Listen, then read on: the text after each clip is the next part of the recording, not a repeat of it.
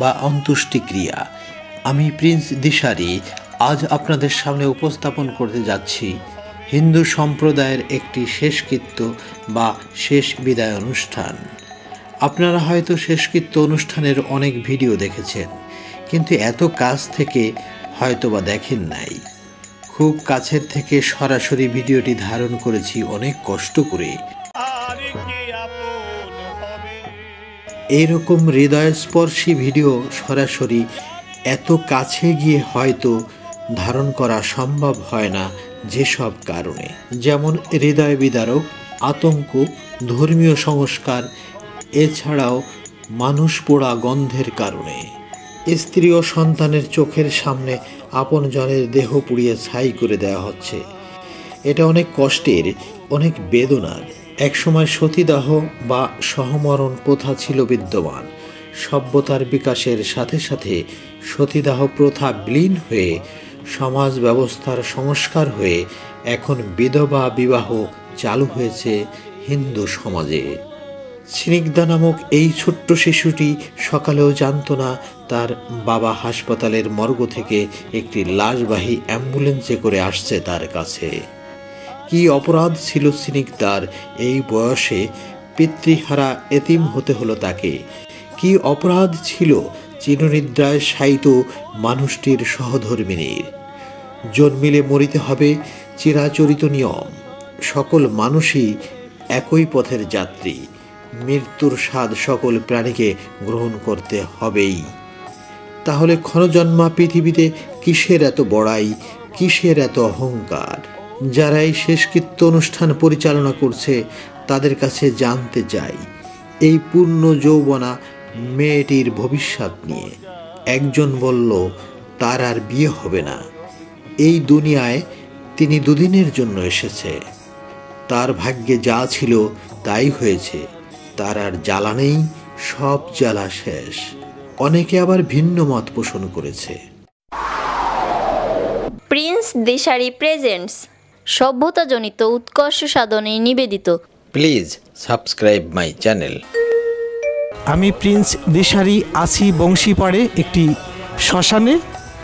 স্বামীর চিতা জ্বলছে। প্রখ্যাত নাট্যকার শ্রীরঞ্জন দেবনাথ বা কমলেশ ব্যানার্জির লেখা আমার ঠিক এই মুহূর্তে মনে পড়ছে না। স্বামীর চিতা জ্বলছে একটি যাত্রাপালা। এখানে কোনো যাত্রাপালা চলছে না, দেখতে পাচ্ছেন চলছে একটি শেষকৃত্য অনুষ্ঠান।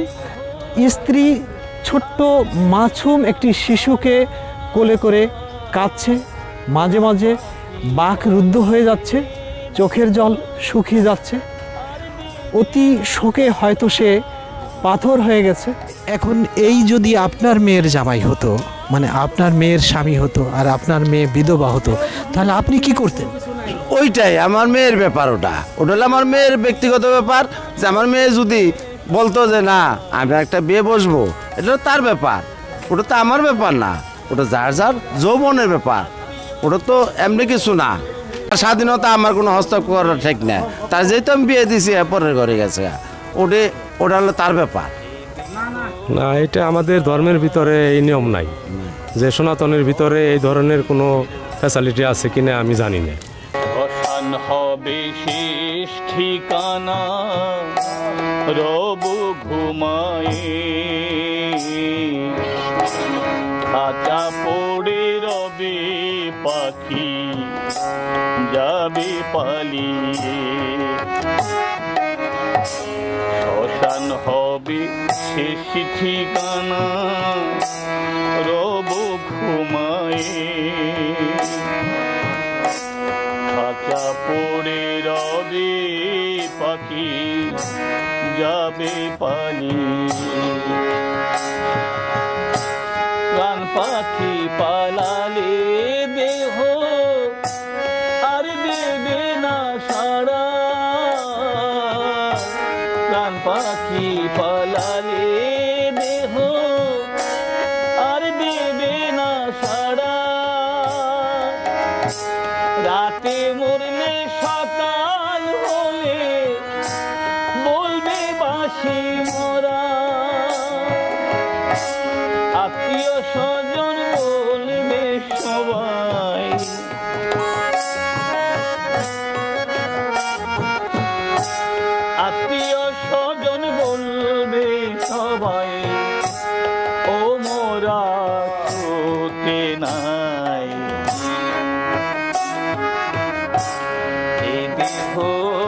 পচা দেহ গরম কিসের ভাই, এ দেহ পচা দেহ গরম কিসের ভাই। সে এভাবে একা একা কাটাবে, এটা কি ঠিক হবে? না, এটা তো ঠিক না। তোমার মতে? হ্যাঁ, আমার মতে তাকে বিয়ে দেওয়া উচিত, যেহেতু সে যুবতী, তো এটা তার বিয়ে হওয়া উচিত। তাকে সাদা শাড়ি পরে থাকতে হয়, বিভিন্ন খাবারে বিধি নিষেধ থাকে। হিন্দু সমাজের একটি আছে, নিয়ম আছে যে 1 বছর তিনি যদি তার স্বামীর জন্য 1টা বছর এইভাবে মানতে পারে তাহলে সবার জন্য আর কি ভালো।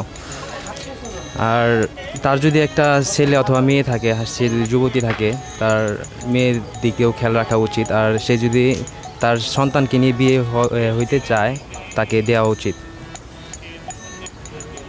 আচ্ছা, এই যে পুড়িয়ে ছাই করে দেওয়ার উদ্দেশ্য কি তুমি জানো? আমি যে আমাদের হিন্দু সম্প্রদায়ে আমার বাবা তাদের সাথে মাঝে মাঝে আসতাম, তো আমার জানা মতে সে আমাদের একটি ধর্মের যে একটা নিয়ম, তো এর জন্য আর কি পুড়িয়ে ফেলা হয়। বিভিন্ন ধর্মের বিভিন্ন নিয়ম আছে, আর আমাদের ধর্মের একটা নিয়ম যেমন ইহকাল সেরা সে পরকাল যাইতেছে, তো এটাই। মানে এটা কি পুড়িয়ে দেওয়া কি বিজ্ঞানসম্মত কোনো ব্যাপার, না এটা ধর্মীয় সংস্কার? এটা কোনো যে এটা না, যার যে ফ্যামিলির মানুষ যেটা করবে, যেমন কবর দিবে, পোড়াবে, তার আর কি নিজেদের ব্যাপার। এটা অবশ্যই আর কি বেদনাজনক একটা ব্যাপার, তো তার ফ্যামিলি তার ঐতিহ্যবাহী এটা ধরে রাখার জন্য এই কাজটা করা হয়। কারণ কেউ চাবে না যে তার বাবাকে এইভাবে পোড়াবে, এটা অনেক আর কি কষ্টজনক একটা ব্যাপার।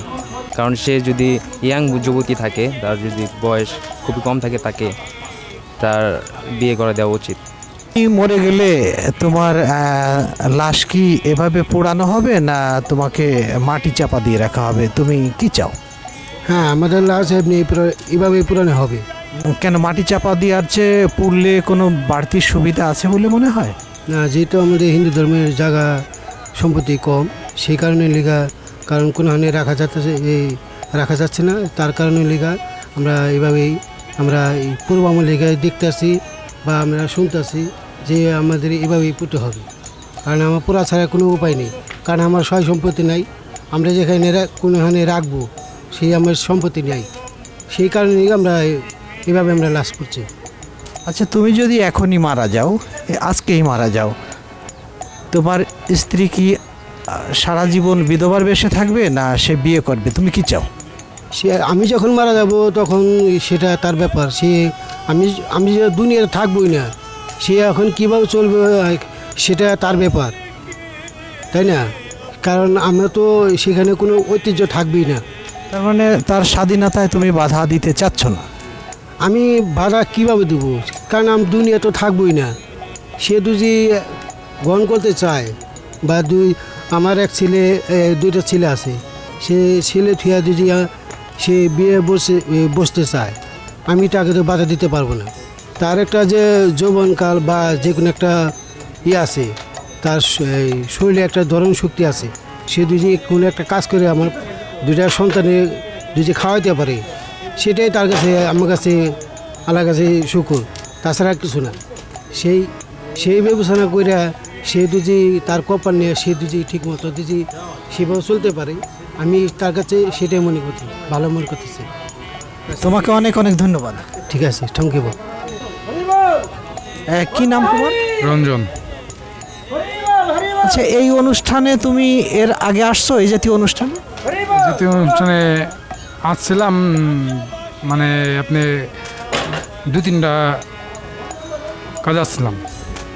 আচ্ছা, তোমার যদি আপনজনকে এভাবে পোড়ানো হয়, তোমার কি কষ্ট লাগে? আমার তো কষ্ট লাগবেই।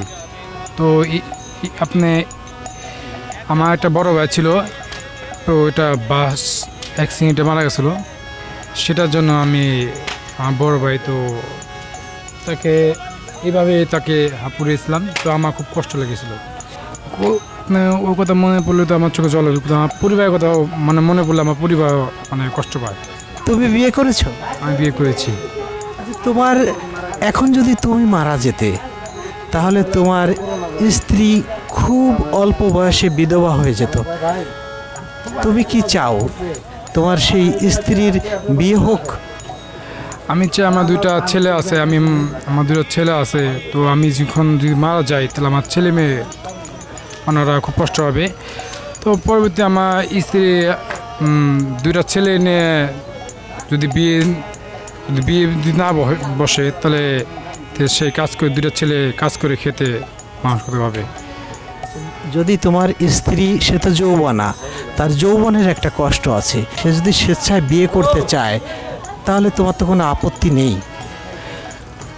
সে যদি দুইটা বাচ্চা যখন আছে, যদি বিয়ে বসতে যায় তাহলে ওই দুইটা ছেলে খুব কষ্ট হবে। আর যদি ওই দুইটা ছেলে মুখ চায় যদি আপনি বিয়ে যদি না বসে তাহলে হ্যাঁ আপনি দুইটা ছেলে ভালোভাবে চলতে পারবে।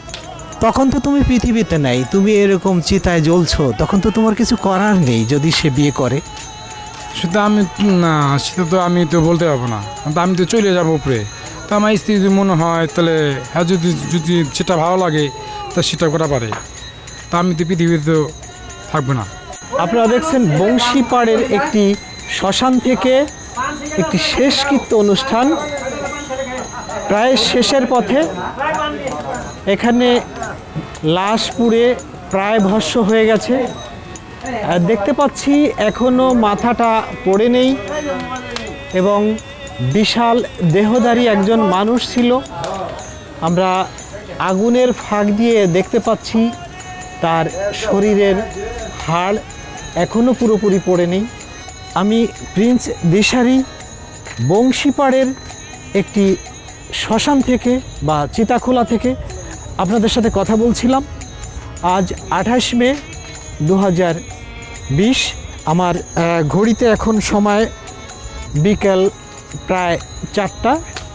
এই অনুষ্ঠানের প্রথম থেকে আমি এখানে উপস্থিত ছিলাম, এখানে অনেকের সাথে কথা বলেছি এবং এই অনুষ্ঠানটি সম্পূর্ণরূপে আপনাদের দেখানোর চেষ্টা করেছি।